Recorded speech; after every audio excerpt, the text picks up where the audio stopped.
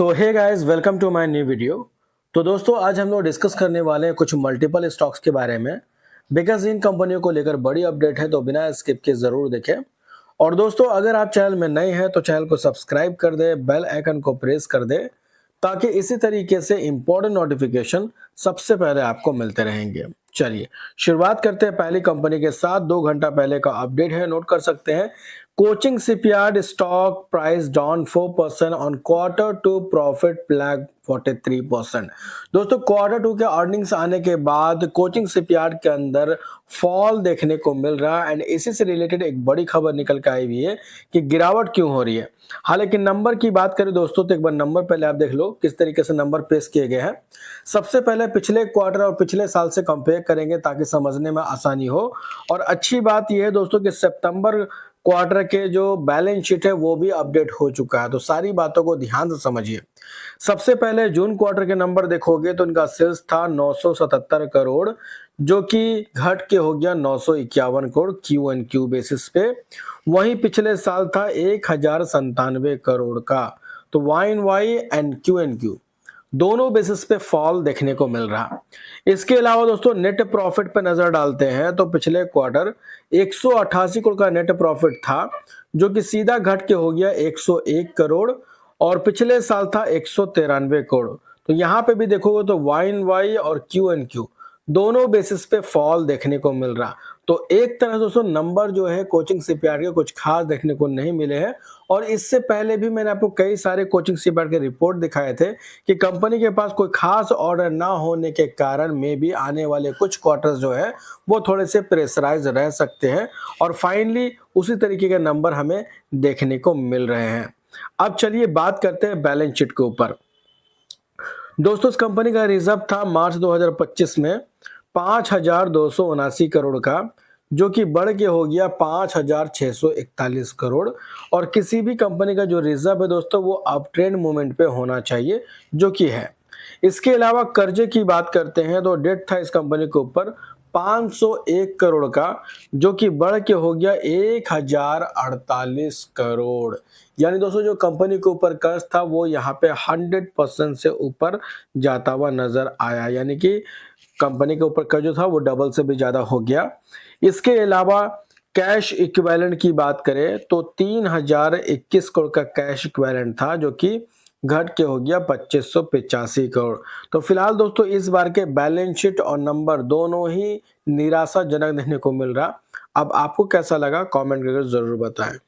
इसके बाद दोस्तों बात करेंगे टाटा मोटर्स लिमिटेड कंपनी के बारे में। आप देखिए, टाटा मोटर को लेकर दोस्तों बड़ी खबर है। अगर आप टाटा मोटर कंपनी के शेयर होल्डर है तो आपके लिए इंपॉर्टेंट डेट ये रहने वाला है दोस्तों, क्योंकि इनके जो है वो कल के दिन हमें Q2 के अर्निंग्स देखने को मिल जाएंगे। और अर्निंग इस बार चेकआउट करना बहुत ज्यादा इंपॉर्टेंट इसलिए भी हो जाता है क्योंकि डीमर्जर जो दोस्तों वो हो चुका है टाटा मोटर का, राइट। तो ऐसे में नंबर किस तरीके से पेश करने वाली है, इन सारी बातों को देखना इंपॉर्टेंट रहेगा।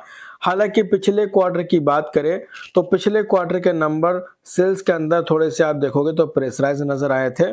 इसके अलावा नेट प्रॉफिट के अंदर भी अच्छा खासा फॉल देखने को मिला था क्यू एन क्यू बेसिस पे। तो इस बार के नंबर कैसे रहेंगे ये सबसे बड़ा क्वेश्चन है। तो कल ये सारी चीजें क्लियर होते हुए नजर आ सकती है। इसके अलावा शेयर होल्डिंग पैटर्न जो है दोस्तों वो अपडेट हो चुका है इनका लेटेस्ट, जिसमें प्रमोटर्स की होल्डिंग 42.57 था, जो कि आज भी मेंटेन है। एफआईज की होल्डिंग 17.17 से घट के हो गया 17.13%। डीआईज की होल्डिंग 16.93 से बढ़ के हुआ 17.03%। और पब्लिक की होल्डिंग 23% से घट के हो गया 22.97%।